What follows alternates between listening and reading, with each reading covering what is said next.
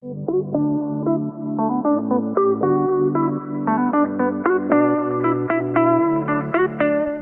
to the second episode of the ABR Weekend Preview for 2026. Aaron, welcome. It's been a hot start to the year. We can do episode 2. We best betted Mrs. Pennycracker last weekend, and listeners should have followed suit. Well, if we're doing Get Your Best Bet Home and we get to do another episode, I'm worried about how long this year is going to last. But the goal will be to get an episode out each week. So we move on this week. As you said, we did absolutely nail it last week with getting Mrs. Pennycracker home in the last on the home track at Gawler. Nice to get a win at the home track. First meeting back for the year. Yeah, had a really good day actually. 4 runners, first, second, third, fourth. So look, couldn't ask for much better. Probably Discreetly Blue was an eye-catching run. Stocomo. I know him. I've had a big day on the tools with with our captain Will O'Malley. He was really good. First up, nice second, and Hero does hero things. Yeah, hero. Anyway, we look ahead to this weekend. Pretty quiet weekend with only the 2 Thoroughbred runners. And I noticed there is another one in amongst the acceptances for the weekend who will no longer race in the ABR colours, but Navy Gold will go around on Sunday at Port Lincoln. Oh. Are you out of the ownership yet? Yeah, I am. Certainly proof 55 lengths, I think. Yeah. But we'll kick it off Friday. Oakbank, we have Flirt going around. And then exciting 3-year-old filly Cathay Express will go around at Murray Bridge on Saturday. Obviously, Flirt's meeting at Oakbank has been moved due to a bit of heat around the area this week, Aaron. Very hot today. Yeah, really hot. It'll cool temperature, twilight meeting tomorrow. Look, lovely race on paper for a little bit of a sticky gate. Jay Holder, though, one of the best at Oakbank, and he'll have to be right on his game. But look, her work since first up has been brilliant.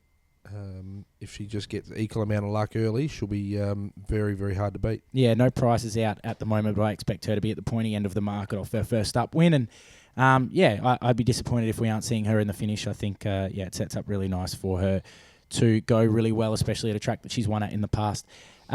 As I said, only one other runner. This is going to be quite a short episode unless we have anything else to touch on elsewhere. But Cathay Express, race 3, Murray Bridge, Taylor Johnston going aboard. Good first up run at Morpheville, finishing third. And with natural improvement, Aaron, this Saturday looks a nice race for her. Bullish. You're bullish? Bullish. Okay. I noticed she's come up third favourite in the market. There's a couple at the top that come through a very nice race at Murray Bridge, and she comes out of probably slightly lesser form at Morpheville. But what makes you so confident, Captain? No, look, she only had the one trial going into her first up run. She was a little bit underdone at the 1200. She ran really good. Just love to see her with a little bit of cover here. If she could sort of be stalking the leaders, which I think the front, the 2 above her in the market probably go hard. That Carpe Astra in particular has gone pretty fast in its trials and its debut run. Yeah, I think the favourite Barty Grub will do similar. Like, it'll want to go forward with a lightweight. If we can position up just behind them, have last crack, I think she'll be winning. Yeah, look, she is really flying, that filly, so looking forward to seeing her put her best foot forward on Saturday. Only reason I'm so bullish is Will was already on in early market, so he'll let me. I did notice she was 850 into 650. Yeah. Lucky you didn't have him on a special guest, put it that way. Yeah, he seems very up and about. No, look, she's a really progressive filly. I think she'll go really close Saturday. She's a really exciting horse for 2026. Well, we don't really have too much else to touch on. Not even much harness action, unfortunately. So looking forward to 2026. We recently did our top 5 favourite moments of 2025 looking back. What are some of the things you're most looking forward to in 2026? Maybe a horse, some plans. What are we thinking, Captain? This is off the top of your head. No, really excited about the young horses coming through. Zoo Win has headed to the paddock, but a horse like her just won straight off the bat. That's been a really natural sort of filly. Only in really her first main prep, she jump out in a trial winner.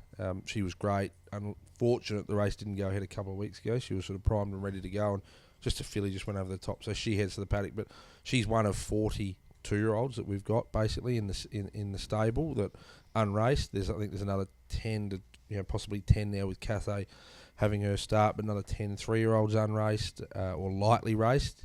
If you include the like of Stocksman's Choice, only had the 2 runs. One more song, very progressive filly. I Am the Tiger, who trialled the other day, was really, really impressive for her first trial. So, look, plenty of nice horses coming through, and that's been a lot about our change in direction, certainly, about trying to bring those 2 and 3 year olds through. And I think importantly, the work yourself, Nathan, and Will are doing with the New Zealand market. There's been there's 6 really nice horses to include a 2-year-old, the Savabeel colt, straight off the bat that will start to step out at the race in the next 3 to 4 months into carnival time. And the horses we are in discussions with as well will only add to that depth. So there's plenty of depth to horses that are unraced.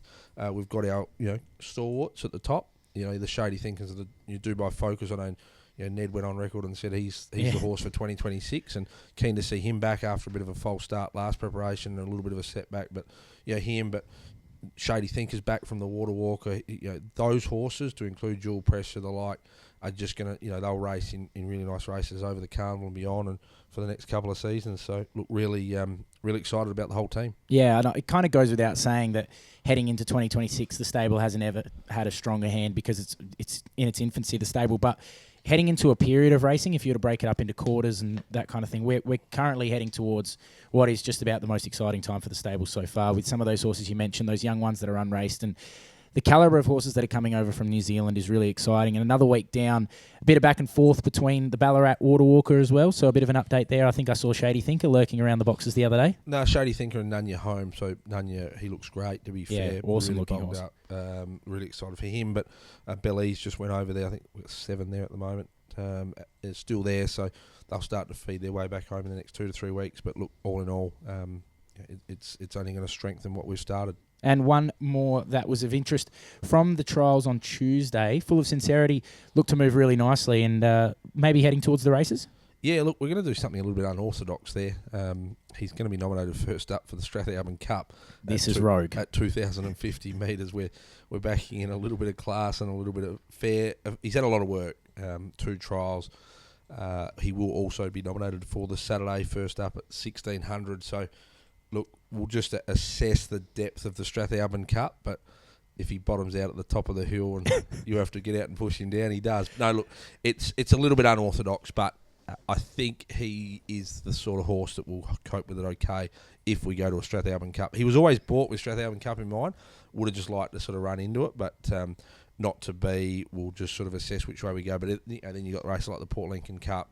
That's still worth $70,000. So a trip across there might be on the cards for him, and then you lead into the Carnival, the Lord Reims, and further if he can get out to an Adelaide Cup trip. If you can manage to get Full of Sincerity to win a Strathalbyn Cup first up over 2,100, between yourself, Ned, and Will, you are the biggest geniuses. I've always, if you don't, you're the Three Stooges. But if you get it to happen, that would be the most unbelievable thing ever. Well, Will will claim he had the right placement. Ned will say it wasn't fit enough and wasn't ready, and I'll just say I told you so. But no, that's on the no. We win together, lose together. But no, look, we'll make the best decision in the week after we accept for both. Yeah, certainly a classy stay. Exciting for the stable.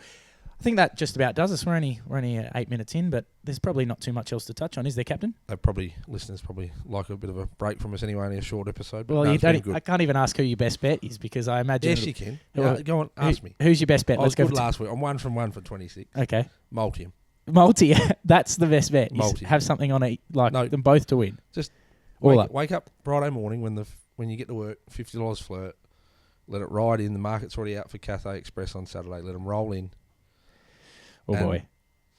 Go to church Sunday morning and shout the bar.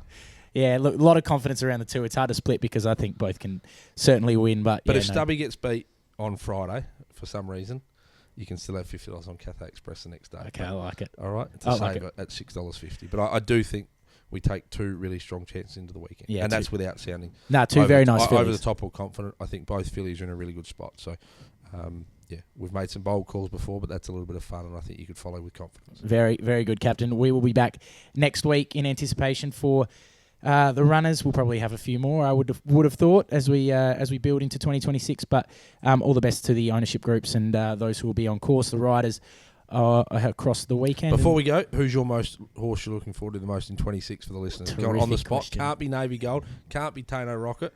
Okay. In 2026, I would like to say, but there's a bit of a side. Just quick answers. Alejandra. I'll go Alejandra. Well done. She might be the one. All right. We'll be back next week, as I said, and all the best this weekend, guys. Thank you.